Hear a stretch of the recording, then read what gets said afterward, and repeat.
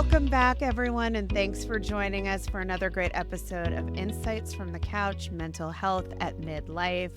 We have a fantastic guest today, Neha Ruch. We are so excited to have you here. Neha is the founder of Mother Untitled, the leading platform for ambitious women leaning into family life. A thought leader, influencer, and sought-after speaker focusing on women, work, parenting, and identity, Neha's transformative insights and reframes resonate with the hundreds of thousands of women in the Mother Untitled community and beyond. Through Mother Untitled, she has sparked meaningful, supportive conversations, catalyzing a shift in how society views stay-at-home motherhood. Her book, The Power Pause: How to Plan a Career Break After Kids and Come Back Stronger Than Ever, yes, will be published by Putnam in January of 2025. Welcome, and thank you so much for being here. Oh, thank you, Colette. That is so kind. I'm thrilled. Yeah, we're thrilled to have you, and we have so many questions for you and just want to dig into it all. You're really reconceptualizing the modern view of the landscape for women between career and family life and balancing all of that. You've got this great book coming out, and you've built this beautiful community. Take us into a little bit of like what set you off on this journey and why was this a passion for you? Well, I spent the better part of my 20s and early 30s really getting a lot of worth and joy from what I did for paid work, like so many women in this generation, Yep. right? And so many parents in this country. And when I first had my child, I felt differently. I think it made me re-examine what I wanted in the moment. I really found probably a level of sort of inner peace that I'd been looking for a while. I had been climbing that ladder for a while, and it sort of put that into perspective. And I chose initially to downshift my career, meaning I went into consulting 2 days a week, and the rest of the week I was at home. And this was the height of the lean in movement and the girl boss era, right? So this was around Yeah. 2016. And I had just graduated Stanford Business School. I'd landed what on paper was my dream job. And I started hearing from everyone, my peers, family, friends, are you giving up? Are you giving up on your ambition? Are you giving up on your feminism? Are you giving up on your possibility? And I, meanwhile, felt fairly clear a, in my choice for that moment, but B, in my potential down the line. I really did see this as one chapter that I wanted to shift my focus and I wanted to see how I might be able to grow alongside my kids. I did not see this as a career ender. And I was meeting incredible women in my neighborhood, which was at Nomad, New York. And I would meet these other women in baby groups and baby classes and on the playground that were reflecting that back to me in their own ways, right? They were either pausing their careers and thinking about what might come next, or they were downshifting or shifting into more flexible arrangements. And none of it matched the stereotype of the June Cleaver archetype that I knew was fueling a lot of the stigmas that I was feeling. And as I was looking around, there was tremendous content elevating the traditional working parent, but it was leaving behind women like myself out of the conversation. So I eventually paused in 2017 and started Mother Untitled as initially a project chronicling both my own experience navigating the gray area, featuring women I was meeting that were changing the perception and re-examining a lot of and researching where this all came from. It's so interesting because I'm Colette and I are a little older, and I firmly grew up with like the message of when you have kids, and maybe this was just my family because I don't think this was everybody in the 80s, of like your kids are your first priority. And it was very much like a false choice. You either stayed home and like really were a great parent, or you went to work but you really sacrificed something. And what it sounds like to me is like you're completely rejecting that, and that you're able to like think very dialectically. So you can hold space for your own ambition and be the parent you want to be, and that those are not at odds with each other. Is that what your mission is here, kind of to give that vision to women? That's right. I think we have a very black and white idea of work and Yeah. family. Yeah. And a lot of that was sort of left over from, if you look back in time, right in the 1970s, post World War II, women were starting to go back to, to recognize their capacity and potential in the workforce. In the 1970s, we started to say, wait a second, we have so much opportunity there that we have capacity for. But what we did was we sort of left the stay-at-home mother back in the 1970s defending tradition, right? And so in the 80s, we started to see these sort of camps of the quote unquote stay at home and working mother. We started to see the rise of the mommy wars, which was something like truly a fiction from media. But we started pitting women against each other in these very polar opposites. And what we didn't catch up to was the new narrative, which is the reality that we want to present, right? Which is that we are more alike than we are different now. More of us are actually existing in between than ever before because we have access to digital technology that allows us to be able to exist in between. We're looking at women having children much later than they did prior. So they've already accrued work and education experience before entering into parenthood.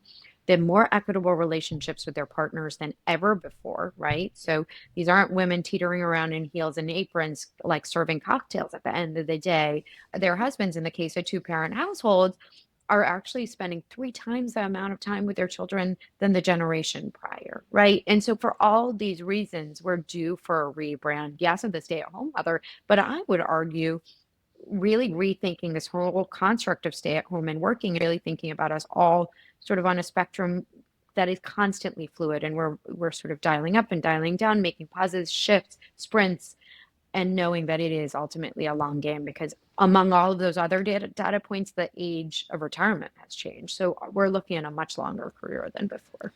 I love the way you're describing the fluidity of it, that this is not a fixed thing. Because we have in modern times women, just even for our audience of women at midlife, we have women who are in their 40s, many of them who are having their first kids at 41 and 42 and beyond. Along those lines, I'm curious, how do you see the cultural zeitgeist about motherhood and career right now? Like, what do you think the prevailing narratives are, both the good ones and maybe the limiting ones? I think what it had been was a really challenging trope that motherhood and work were at odds with one another. And to be in the workforce, we had to suppress our motherhood. To exist fully in motherhood, we had to really rethink our relationship to work. And the reality, I think, that we're seeing post-pandemic is that when people could no longer hide their family life, right? When everyone got on Zoom, it really challenged America to re-examine caregiving and how much work it actually is. And I think one of the best things that came of it was that it ignited a real conversation about how to make work work for family and not the other way around. And so that's what I'm really seeing is just a cultural re-examination of our value of work, how it takes away from the real value around family and life and health. And so I think it's, when culture is ripe for reexamination, it gives us a lot of opportunity to start getting really vocal about what our needs are. And so what we're seeing is women really take back the power and say, wait a second, we do have needs.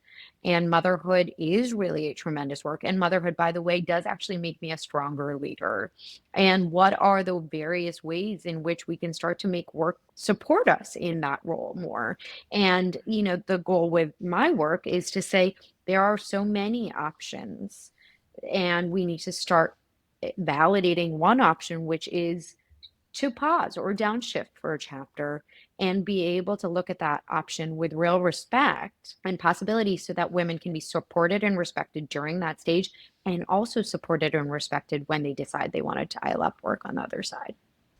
How much do you think the pandemic actually provided so much space and, like, talk about a pause, a moment where people are at home in their family lives and realizing like the traditional office type life is just not what they want? I mean, is that really something that accelerated this whole process? Yeah, 100%. I think it really challenged people to assign real value to caregiving in a way that we never had before, right? It was just something that happened. And when you were actually there taking care of the day to day of family administration and taking care of the health and education of your kids, you came face to face with what parents do. And I think, there used to be this question of like, well, what do stay-at-home parents do all day anyways? And that no one could ask that question anymore because you were looking at it. And then combine that with, the rise of mental health issues, the rise of technology, and some of the issues that we're coming up with between tech and teens. A lot of these issues that took a different level of intellectual and emotional in family life that I think started to shine a light on, wait, we need more capacity and headspace for that as well. And so a combination of different issues combined with opportunities, right? I think flexible and remote work really started to accelerate. I think women started to say, wait, this remote work thing is actually really interesting and it lets me be an efficient worker and lets me be a pickup. I would argue that men did too. We're seeing the rates of men pausing their careers accelerating. We right now 1 in 5 stay-at-home parents are actually dads, and I think that Really? number, yeah, Wow. is ticking upward. And I think when it stops Love being a that. gendered issue, I think it becomes really interesting as well, right? When we start to see both men and women say, "Wait, family life is a value, and we really need to advocate for this together." Right? It's Mm. about saying explicitly that family life is valuable and worthy and important, and then making work work for us. Not that work is the centerpiece that controls your life and you're, swirling around in it with no control, that you can really chart your own course. So I'm curious if you see this as, I mean, obviously everybody's got different circumstances and certain limitations, but do you see downshifting your career, taking a pause as something that is accessible or realistic for most women? So it's so interesting you asked that because I think one of the tropes around stay-at-home motherhood for so long was that it's a luxury. And when we deem one thing to be a luxury, I think we as a culture just write it off as something that doesn't really need or warrant support or examination. And what we know now in the data is that actually 1 in 3 stay-at-home parents are choosing to pause because of the cost of childcare. 60% would say it's a financial consideration combined with other needs and wants, right? And so, whether you're staying at home or whether you're working out of the home or whether you're existing in between, the privilege is to get to choose. So, if you get to choose it, that is the inherent privilege. If you are forced into any of those decisions because you can't offset the cost of childcare, or you can't forego that side of your household income.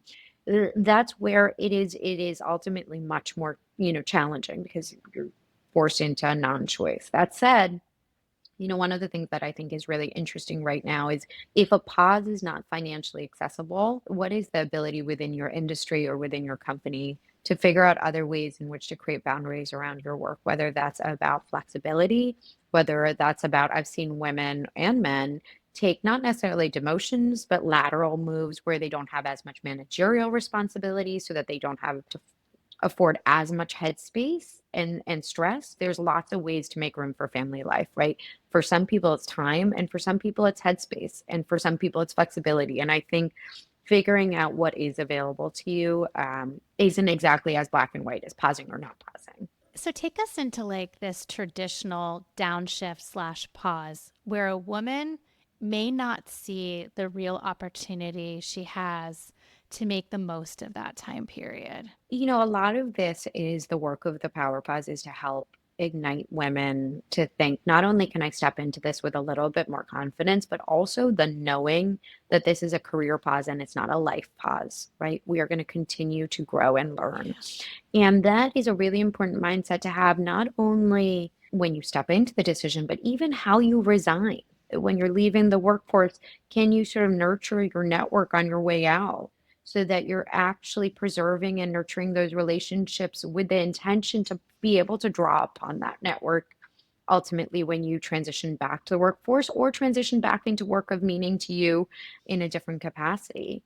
I think setting up your day to day, giving yourself permission to have goals of your own is so important, right? I think so often we see, and we saw this in our American Mothers on Pause research survey that we commissioned, that women would too often, when they step into chapters of stay at home parenthood or downshifted careers, they'll say, well, now that my success metric is no longer my salary or my promotions, my success metric is that my children's behavior, which is obviously like a true trap, or the success of my marriage, also challenging, right? Well, how can we encourage women to actually hold space for their own personal and professional goals during this stage of life? Because ultimately, we want to set up their day to day that not only does it have to be about the kids growing, but maybe how can they think about ways in which to ask their family for help, their partners for help, their neighbors for help, their maybe a paid babysitter, a mother's helper, or a drop off childcare, so that they're investing some time back into themselves. And that goal doesn't have to be, oh, I want to take online certification classes in SEO marketing. That goal could be, patience has been a real area of growth for me. And maybe this is the time where I invest into therapy, or invest into meditation, or invest into figuring out where those triggers come from. And it can be personal development, and huge personal development. And then ultimately, we want to use this time when they're ready to also figure out, how can I explore and experiment in new ways? There's nothing like time at home where you've already checked your ego of the traditional workforce, where you've already said, like, I'm leaving that like fancy title. Well, maybe now's the time to say, like, oh, I've always wanted to tinker with that idea. Now's my time to use Instagram to do that, or use Squarespace to do that, or volunteer at my local school to figure out, like, maybe events is really interesting to me. And so, all to say, we want to guide women to know that they are getting to grow and explore alongside their kids. And if we can chart a course to do that, by the time they do feel that motivation or interest in returning to work in some capacity, they have more of a foundation of personal development, self discovery, and exploration to draw from. I love that, because I love it too. developing yourself and raising your kids should not and is not mutually exclusive.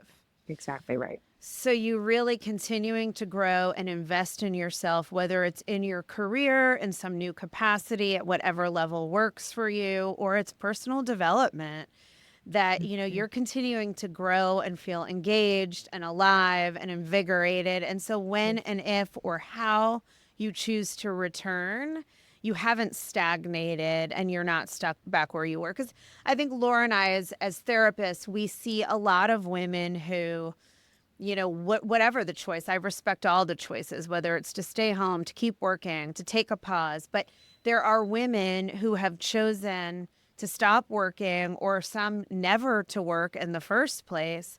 And a lot of them, at the point when they get to empty nest, would really like something that brings meaning and purpose. And they just feels overwhelming to start from scratch. And many times it's because they have invested everything exclusively in their children and their children's development. And they will come into therapy and sit and talk really only about their children, right? It's like their lost self has been, shelved off so long ago. They're so cleaved from their true self and their own growth. And I think one of the things I, start the book off with is this: so much of our identity is tied to what we do for work, right? And when we part with our formal title, it can feel like, oh, I'm a nobody. I don't fit, or I'm just, quote unquote, just a mom. But what if you use this stage of life to figure out a more expansive identity, right? That actually includes what lights you up, what you care about, what doesn't light you up. When you create that expansive identity, actually, when you return, you are stronger, because you have more to draw upon, feeling like a whole person, and you bring all of those sides of you into the workforce. I think it is a real sort of untapped potential right now, because women are looking for permission to allow themselves that space. I think the number one block for women is feeling like they deserve that space for themselves. If you were to ask me, what is the part that is the saddest or hardest part of this work? And I think it's women pause work for pay. They believe they no longer deserve help. No one should work 24/7 without breaks. A lot of this work is to say to women, well, here's your value. Here's how you are actually continuing to contribute to your household. Here are scripts to continue to feel financially dignified. But then later on, as you're finding your footing in this chapter, remember that it benefits your entire household for you to be healthy and supported. So investing in care or support or outsourcing, whatever it looks like, or trading off with morning wake ups with your partner, whatever those breaks look like for you, that is actually an investment in the whole household and not just in yourself. And I think giving women that knowledge that they are allowed to have that space, that they need to have that space, they're worthy of that space, then allows them to think, okay, well, what do I do with that space once I have it, and how can I use it to sort of grow in ways that will continue to build my story and my sense of fullness. Yeah, and be creative with it and curious about yourself. And it doesn't have to look one particular way. Along those lines of giving yourself permission to get help, permission to downshift, what other typical fears do you hear from women around doing some of this? Either because they're still stuck in a culturally imposed should, or just Mm. fears about their own finances or viability when they try to return? And do you hear Mhm. much of that still? I do. I think chapter by chapter, I sort of bring up the common tropes and then dismantle them, and then sort Okay. of speak to a number of experts who and real mothers on how they navigated it, and then sort of end with a way in which women can sort of rewrite that narrative. So the first one being around identity, that somehow I'm giving up on my ambition and feminism. The second being around being a financial dependent, and I challenge that with actually your household is interdependent, right? The parent working out of the home for pay is equally dependent on you. So, what can we do to scaffold you so that you feel supported? Is that writing out a formal contract like a postnup, or is it just making sure you're having ongoing conversations? And by the way, if it's a rocky marriage, maybe now's not the time to pause. But what might you want to consider instead? I think a big one is this idea that if you're resigning, that you're giving up on your career in entirety. I think shifting that mindset is really empowering, and then figuring out like, because I think that sets you up to enjoy the chapter in a different way. This myth that sort of your success is now your children's success, I think is really important. Permission to get help is a big one. I think the last few I would say is that, there's this myth that your network dries up in motherhood. I would actually challenge that it can actually expand in the most incredibly authentic of ways. And then it's just about how do you strategically use that more network in sort of different ways than like exchanging strollers. I think this idea that your creativity and your hobbies dry up, like actually we see in the data that they expand in a big way. So how can you use this time to explore meaningfully? And ultimately, I think the biggest fear is like, I won't be able to get back in. And, with a resume, quote unquote, gap. And I offer the idea that actually, instead of a resume, like linear resume, what if we think about it as a career portfolio, right? That you have your traditional experience that you had in the workforce, and now you're building upon it all these non-traditional experiences, right? And maybe that's advising your partner, or a friend on their business. Maybe it's navigating really complicated health circumstances for a child, or managing a relocation or a family, or volunteering. But all of those things are sub bullets to your career break that add to a really powerful confidence story. I love that. I mean, I can see how transformational your work will be. Like for that woman that Colette and I are talking about, that we see a lot in our practice, who have put their career down, put all their energy into their kids. If they had had somebody along the way saying, hey, look how you can grow your network and how important this is right now, and how much you can be doing, how you can invest in your personal growth, how you can really get confidence out of some of these, like navigating a child with health issues. That's like intense work that women don't give themselves credit for how hard that is. But like reframing that and giving the scaffolding for that. I think Mhm. this is much needed for Thank you, women. Laura. So I'm so happy you're doing this. I really appreciate that. This is transformational, and it's where society is now and needs to be. You shouldn't have to sacrifice your family. The whole way America works, with like not giving people paid postpartum time, the healthcare, childcare. I mean, my brother's 10 years younger than I am. So he and his wife are like 41. They live in California.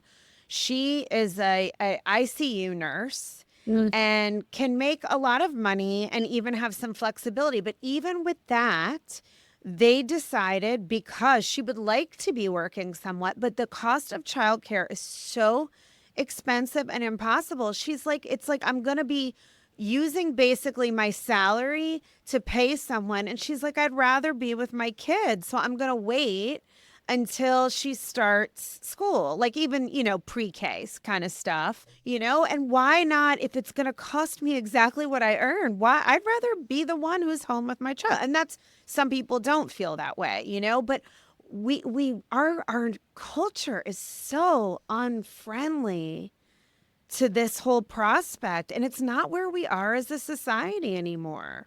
I really see a big shift in the next decade happening, which is so exciting. And we've seen it. I mean, I say it all the time. I don't think I would have been able to put this book out there when I started this work in 2017. I don't think we were ready. We were still sort of on the lean in train. And then we got to I think we all leaned in, and then the pandemic happened and everyone had this like moment of recalibration. And I think it's a wonderful, wonderful silver lining to that 2020 year, is that it really called into question like what's really working or not working for this country right now.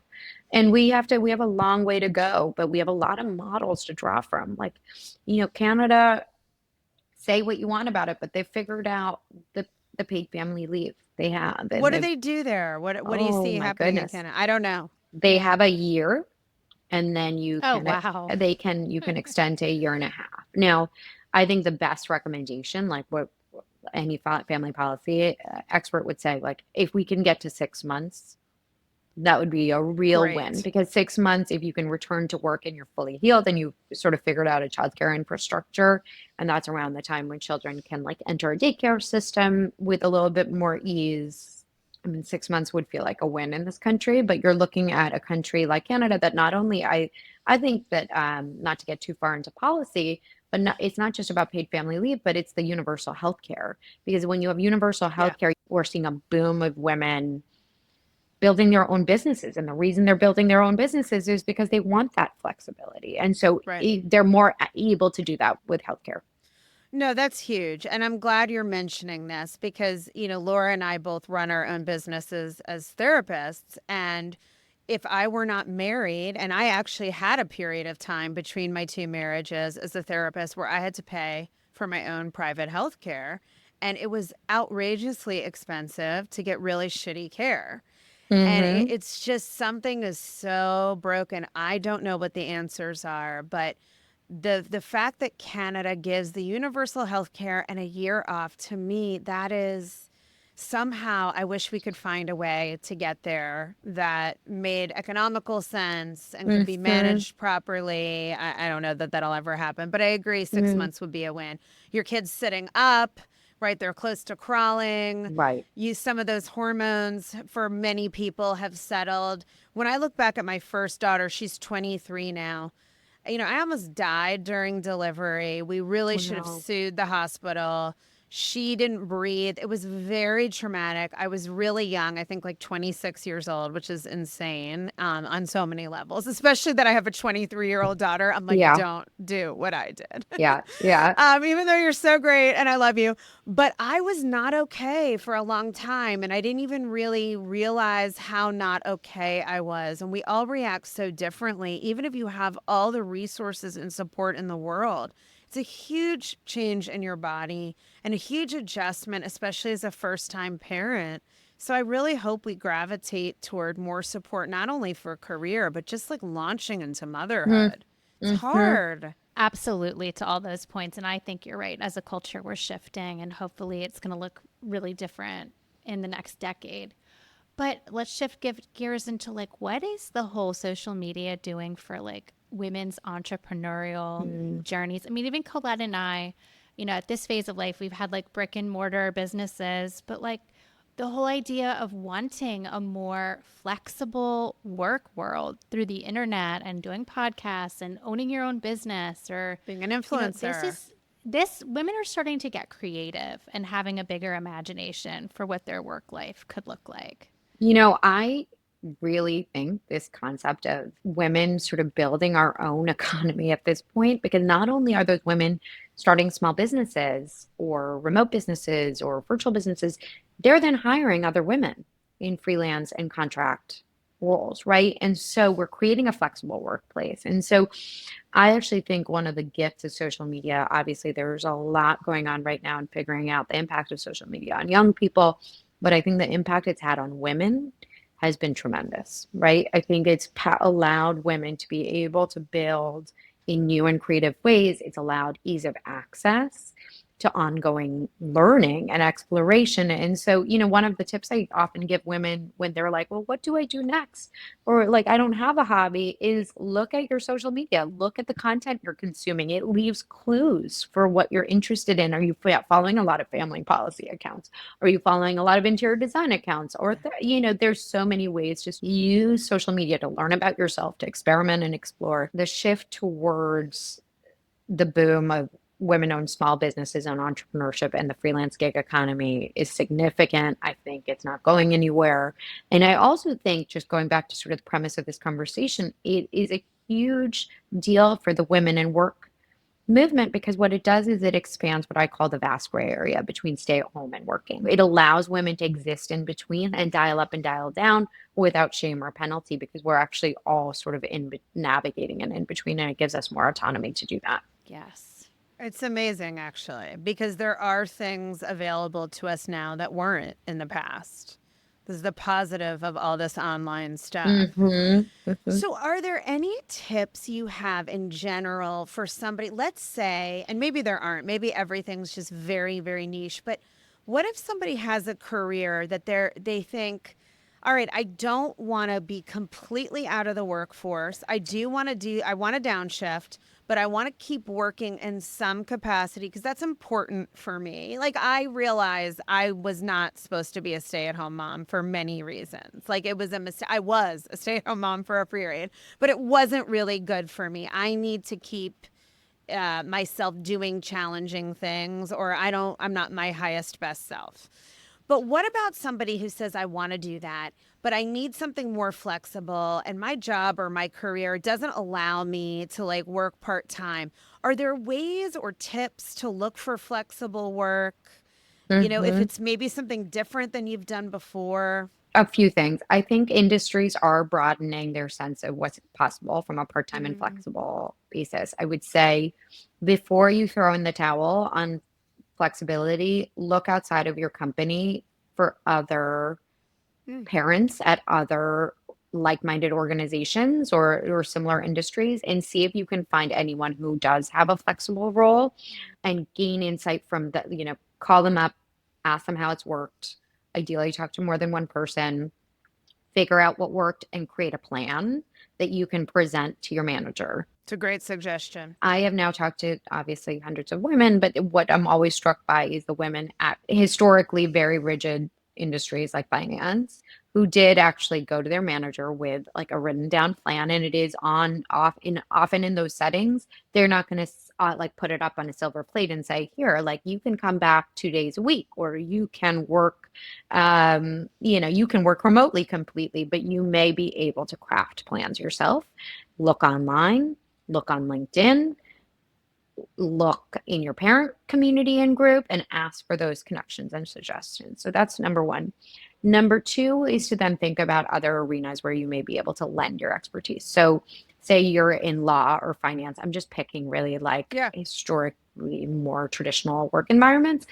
You might then look at nonprofits and see, like, would I be able to transition into a more, or small business, by the way. So, like we were talking about, oftentimes what we're seeing now is small businesses employ a lot of fractional workers, where they may have previously been stuck to full-time workers. Now they're realizing, wait a second, it's actually cost sensitive for us to only hire like really good talent 2 days a week. So if you cannot find the role that you're looking for within the existing company or a similar environment, then look at some of these non-traditional environments like a nonprofit or a small business to seek out fractional opportunities.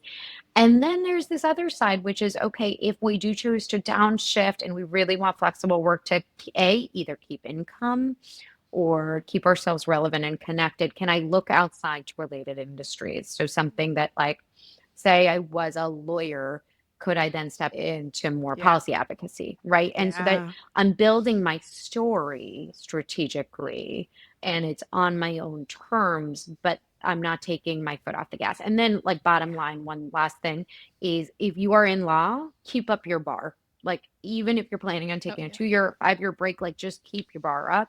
The same applies to nursing or medicine, teaching. Your Need it. Whatever licenses. licenses you get, keep them. What you're wanting to do is keep your optionality available to you. Even in a full pause, there are ways to continue to do that in really strategic ways. And I think that option pool is just ever expanding. But it is, as much as we're talking about how so much is changing in a positive way, I think it's still on us to own our stories, advocate for what might be possible, and look for the ways to tell our story moving forward. I love it. I love that you're giving so much permission for creativity Oh, thank and, you. imaginative ways forward. And that's what we really need to encourage. There's a way to do everything, right? So, and women need support and help and sometimes a little guidance with that, but it pays huge dividends. And permission. We're Yeah. now finally giving people permission that it doesn't have to look the old way. And you don't have to make this, very rigid, all in, all out choice anymore. It's so Mm-hmm. Mm-hmm. exciting. I I think think it you're, is too. yeah. And it's exciting. I'm a mom of 2 daughters. It makes me excited for my kids that they're both in college and finishing up this year and, in their early 20s. And it's just exciting to think about the way they can develop a family and a career path that wasn't an option, a few decades ago I love or even that. a I, decade I ago. say that all the time whenever I think about like what's my why. I think for my daughter and my son, they will Yeah. grow up and this idea of stay at home and working mother will seem so antiquated to them. Like Yes.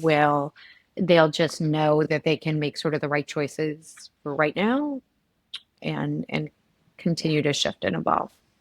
Yeah. And that's the goal for all of us. Whatever career path you're on is always to keep growing and you never know where you're going to go. I mean, Laura and I a couple of years ago, I don't think we knew we were going to have a podcast, So there's all this stuff that can pop up at any stage of life, which is also exciting.